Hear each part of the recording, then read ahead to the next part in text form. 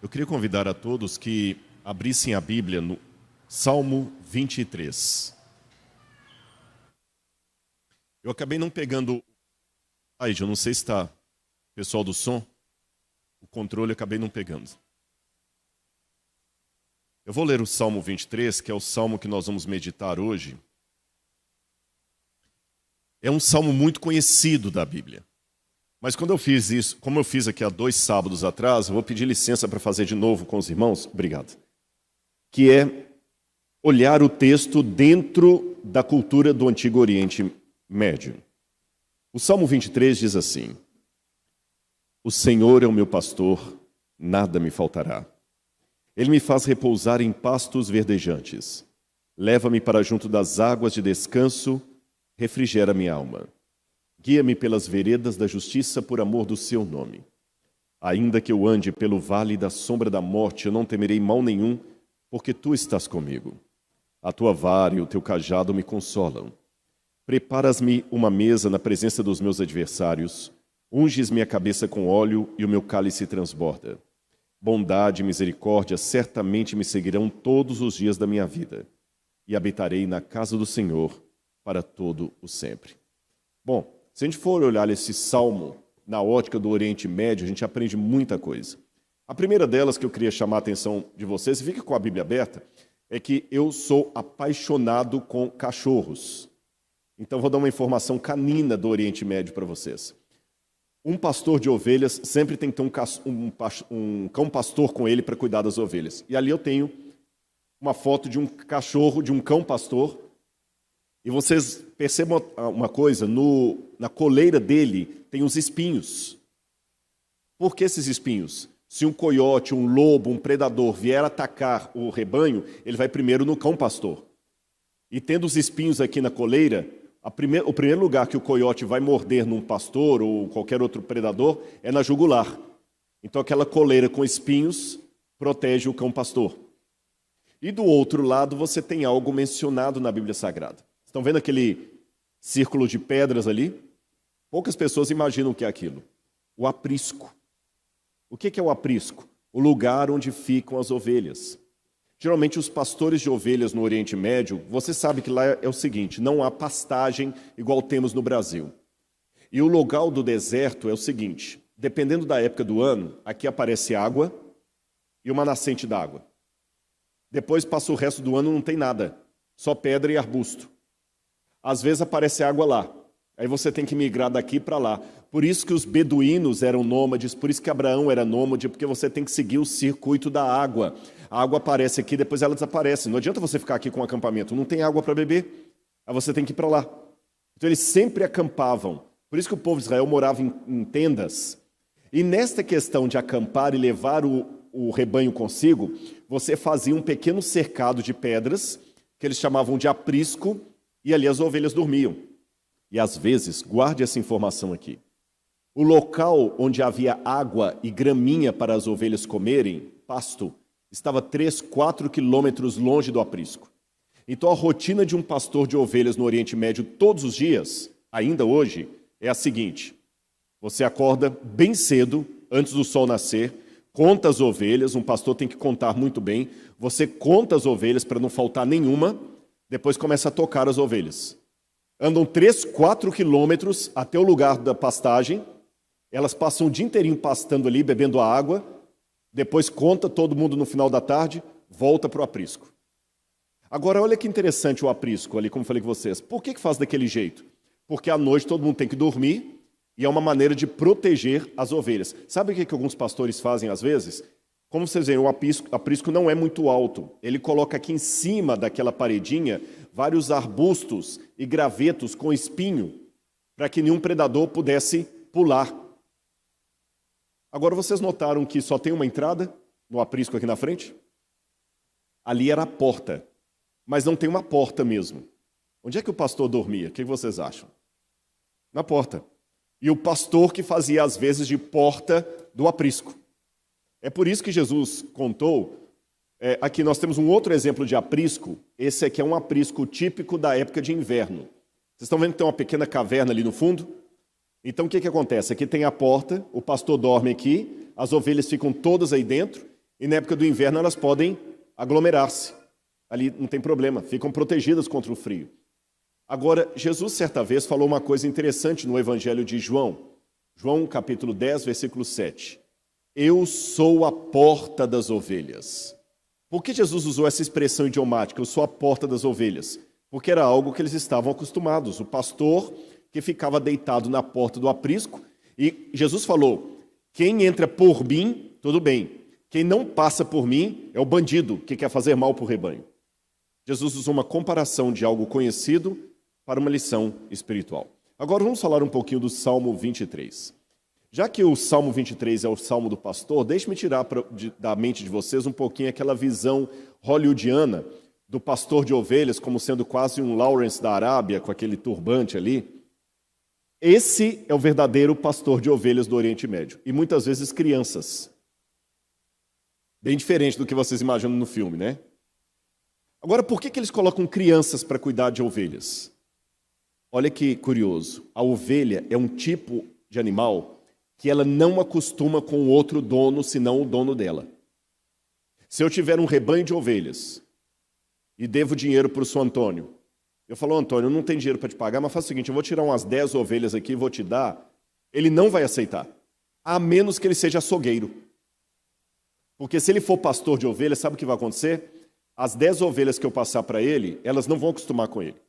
Elas vão definhar, vão morrer de depressão, saudade do dono anterior. Porque elas acostumaram com o meu cheiro, com a minha voz, elas não acostumam com outro dono. Só tem um jeito da ovelha passar de um dono para outro. É quando você coloca desde criança um menino ou uma menina para poder cuidar do rebanho com você. Aí o menino vai crescendo ali com as ovelhas, elas vão acostumando com o cheiro da criança. Se o adulto precisa se ausentar, aí tem a criança. Por isso você vê muito no Oriente Médio crianças cuidando de ovelhas. E uma coisa que chama atenção é que elas têm uma vida muito rústica ali no deserto. O deserto, gente, humilha qualquer um. Qualquer um. É no deserto que você vê realmente quem você é e como você é necessitado. E é interessante que a forma como o Salmo 23 está escrito no hebraico é um pouco diferente de como nós lemos em português. Porque a gente lê assim, o Senhor é meu pastor, nada me faltará. Você está faltando alguma coisa? Para mim está faltando um monte de coisa. Tem um monte de coisa que está faltando. Eu não tenho um submarino numa piscina no fundo da minha casa. Eu não tenho 3 bilhões de dólares no banco. Está faltando um monte de coisa. Quem tem problema, quem tem a deficiência física, está faltando uma perna. Às vezes o outro está faltando um olho. Está faltando cabelo. Então parece que a Bíblia falhou. Que diz que o Senhor é meu pastor, nada me faltará. Mas no hebraico não é assim que está. No hebraico está um pouquinho diferente. Aquelas letrinhas pretas ali, negrito, é como está em hebraico. Ali está o nome de Deus, que a gente fala Hashem, ou Adonai. Hashem Roi, o Senhor é meu pastor. Lo Asar, o Senhor é meu pastor. De nada terei falta. Essa seria a melhor tradução do hebraico. O Senhor é meu pastor, de nada terei falta. De nada terei falta é diferente de nada me faltará. Perceberam? Ou seja, se Deus está com você, você pode ter apenas uma meia furada. Você não vai sentir falta. O pouco que você tiver vai ser muito com Deus. É por isso que eu aproveito até esse momento, você que está assistindo de casa, e quero agradecer muito, muito a equipe do Mutirão de Natal. Eu participei disso aqui há 2 sábados. Fizemos aqui alguns leilões. Porque sabendo, a moedinha foi a que foi mais leiloada. Nós doamos uma moeda aqui, alguém arrematou aqui. E estou sabendo que vocês estão com a meta. Muito obrigado ao apoio da igreja. O Sérgio e a Marli não estão conosco hoje, eu acho que estão no Rio Grande do Sul, no sul do país. Mando meu abraço para eles se estiverem assistindo esse sermão também. E agradeço a toda a equipe aqui da Igreja de Botafogo, que sempre foi uma igreja muito unida nisso. Foi um prazer, mas eu sei que o mutirão não acabou ainda, né? Então temos que atingir a meta, tá bom? E quando atingir a meta, vamos dobrar a meta. Essas piadas agora ficam tão perigosas. Bom, continuando, vamos falar do pastor de ovelhas. Uma coisa que me chamou a atenção vendo pastores no Oriente Médio é que eles têm uma mistura de rudeza com delicadeza. Às vezes você vê um pastor de ovelha, porque são rudes mesmo, é gente do deserto. Eles não são assim maleáveis, não. Você vê, às vezes, um pegando um pedaço de pau e batendo na cabeça de uma ovelha. Mas, ao mesmo tempo, você vê o camarada com carinho, porque a ovelha, como eu falei com vocês, ela parece muito com o ser humano. Porque, olha, por exemplo, lembra que eu falei que, às vezes, como é que é o nome do cercadinho de pedras mesmo? Aprisco. E eu falei que, às vezes, entre o aprisco e o lugar das graminhas e da água, tinha 3, 4 quilômetros de distância. Então, imagina que o pastor acorda e leva o rebanho 3, 4 quilômetros. Dá trabalho. No deserto, você fica cansado. Quando as ovelhas chegam cansadas lá, se a água for muito corrente e a ovelha se assustar com o barulho da água, ela não bebe, Beto. Ela morre de sede do lado, mas não bebe. Parece com um ser humano. Pobre garota rica. Sabe, tem tudo ali do lado, mas não estica para beber. Se às vezes a água está suja, ela não bebe. E eu vou mostrar para você o que o pastor de ovelhas faz. A primeira coisa que chama atenção é que quando fala assim, ele me faz repousar em pastos verdejantes, você imagina isso aí, não é? É assim ou não? O Senhor é meu pastor, de nada terei falta.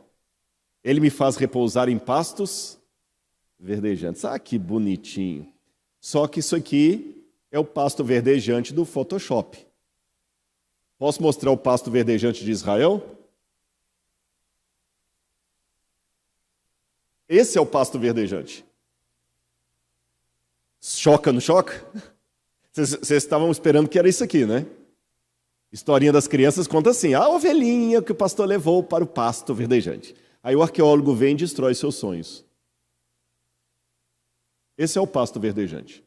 Agora vocês entenderam o que eu falei? Que o início do Salmo, o Senhor é o meu pastor, de nada terei falta, tem mais sentido? Porque aquilo ali não é um banquete. Mas se a ovelha está com o pastor, é assim que Davi cuidava das ovelhas. Está tudo bem.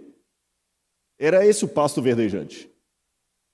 Olha aqui, quanto pasto verdejante, olha só. E eu disse questão da água, que às vezes a ovelha assusta, não bebe a água. Olha as águas de descanso como é que são. Às vezes são águas barrentas, porque a água aparece no deserto. Num lugar desse, ela fica aí às vezes um mês e meio, depois ela desaparece e ela aparece no outro canto do deserto, obrigando o pastor com o rebanho a migrar. Às vezes a distância do aprisco para o lugar de pastagem, 3, 4 quilômetros, às vezes viram 10. Às vezes as situações que o pastor tem que ficar acampado lá perto, que não dá para voltar. Lembra que Davi, quando foi ungido como rei de Israel, ele nem estava com os irmãos em casa, ele estava num lugar bem longínquo. Agora olha a paciência do pastor quando a ovelha não quer beber a água.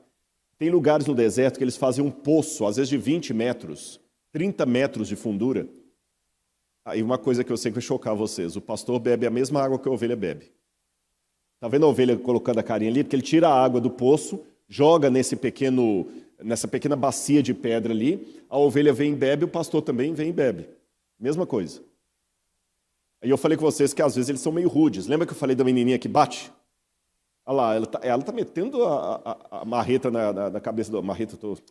o pedaço de pau ali na cabeça da ovelhinha, mas ao mesmo tempo, olha a paciência. A ovelha, lembra que eu falei que às vezes a ovelha não bebe a água porque ela está com medo? O pastor vem com a mão e leva até a boquinha da ovelha para beber. Essa foto aí me chamou muito a atenção. O pastor pegou uma garrafa PET, encheu de água e deu na boca da ovelhinha como se fosse uma mamadeira. Porque, com certeza, por alguma razão, ela não quis beber a água do poço ali, a água que minou ali na terra. Ela não quis beber. Para ela não morrer de sede, ele vai e dá de mamadeira para ela. E com um detalhe, para você essa garrafa PET é lixo, para ele é o cantil dele. Porque, gente, no deserto não tem água, tem até uma história, essa história é verdadeira. Sabe aquele famoso Sir Lawrence da Arábia, que era um espião e tudo mais? Tem uma história real que uma vez ele levou um sheik à Inglaterra, para visitar a Inglaterra.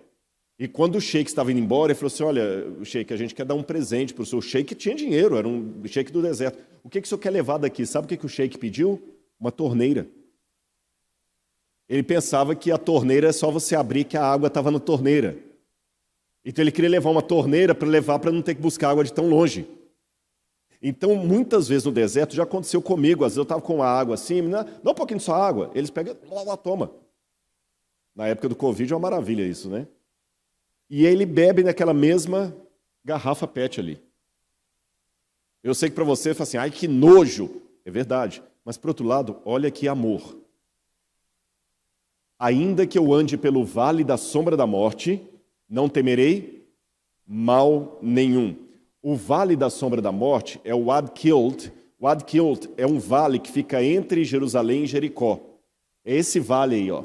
Por que ele é chamado de vale da sombra da morte? Pena que o laser não funciona aqui, mas talvez o pessoal do som pode me ajudar. Vocês têm como colocar aquele mouse aí, não tem? Aí, exatamente, aí, ó, a estradinha. Estão vendo essa estradinha? Onde o mouse está ali, é um homem andando, ó. Estão vendo? Tem um homem aí, ó. Então, às vezes, você tinha que passar com as ovelhas nesse lugar aí. Por isso que é chamado de Vale da Sombra da Morte. Porque se você cai ali, é um abraço.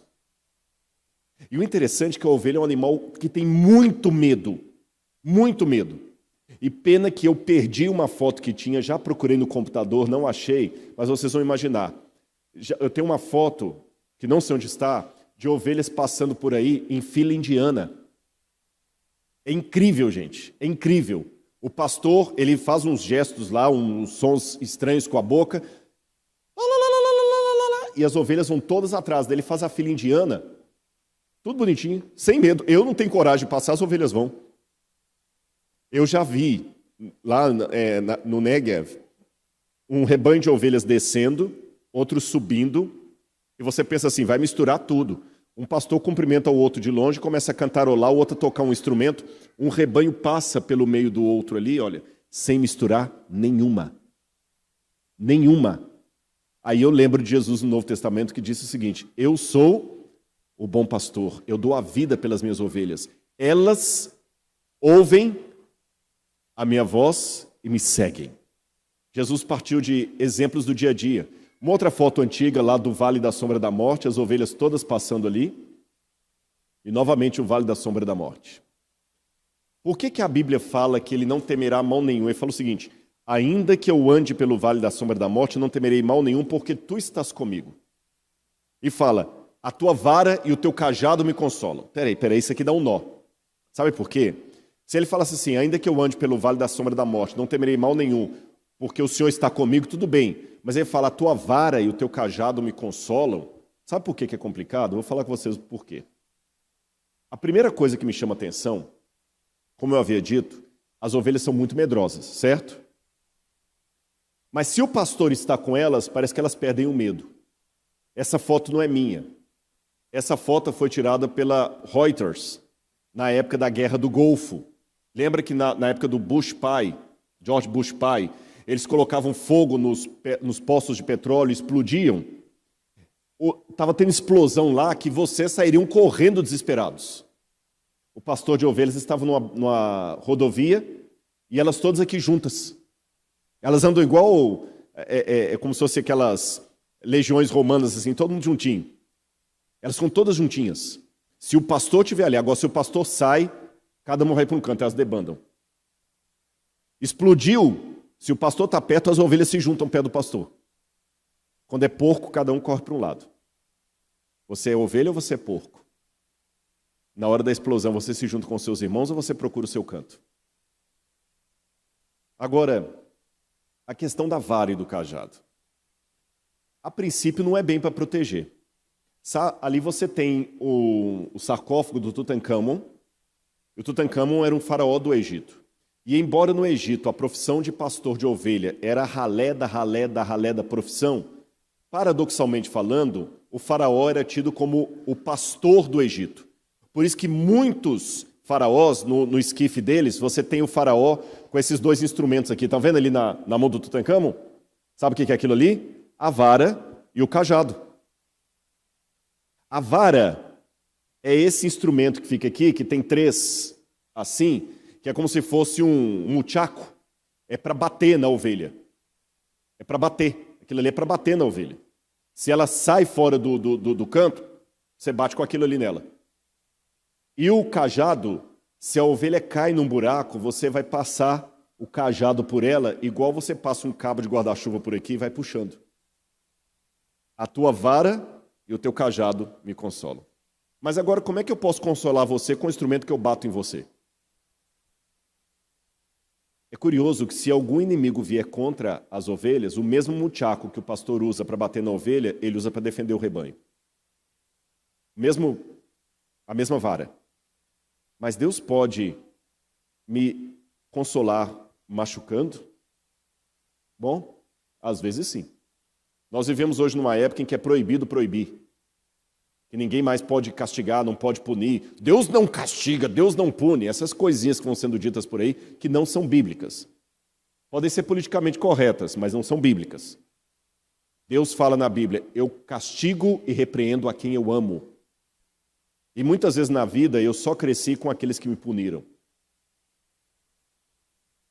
Eu vou contar uma historinha para vocês.